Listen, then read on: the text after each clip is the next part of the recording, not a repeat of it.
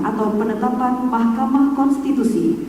Kedua, keputusan Menteri ini merupakan bagian yang tidak terpisahkan dari keputusan Menteri Dalam Negeri nomor 131.33/280 tahun 2021 tentang pengesahan pengangkatan kepala daerah dan wakil kepala daerah hasil pemilihan kepala daerah serentak tahun 2020 di kabupaten dan kota.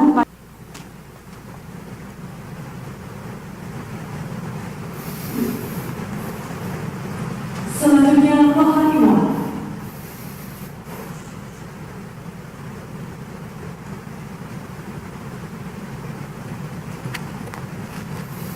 Yang terhormat Gubernur Jawa Tengah dimohon menghadap tempat, hadirin dimohon berdiri.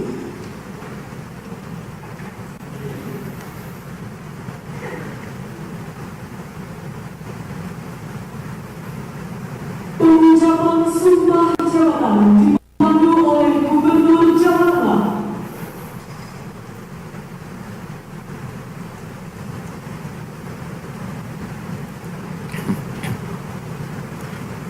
Bismillahirrahmanirrahim. Sebelum saya mengambil sumpah, saya ingin bertanya, apakah saudara-saudari bersedia diambil sumpahnya? Bersedia. Menurut agama apa? Islam. Selanjutnya, saya perlu mengingatkan bahwa sumpah yang akan saudara-saudari ucapkan mengandung tanggung jawab pada bangsa dan negara Republik Indonesia.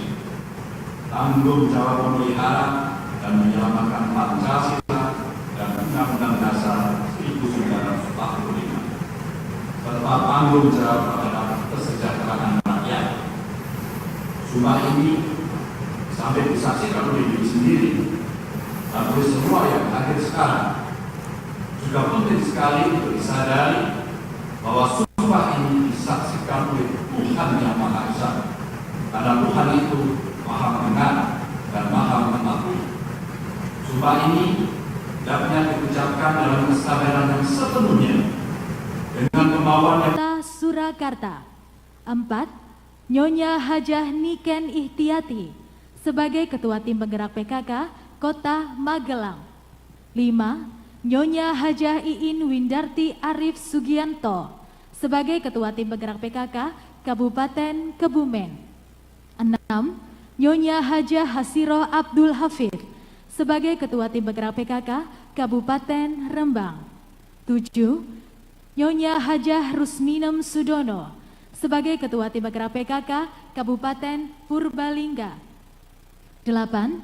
Nyonya Desi Adiwarni Moh Said Hidayat sebagai Ketua Tim Penggerak PKK Kabupaten Boyolali.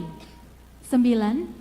Nyonya Hajah Ainia Salihah Arif Rohman sebagai Ketua Tim Penggerak PKK Kabupaten Blora.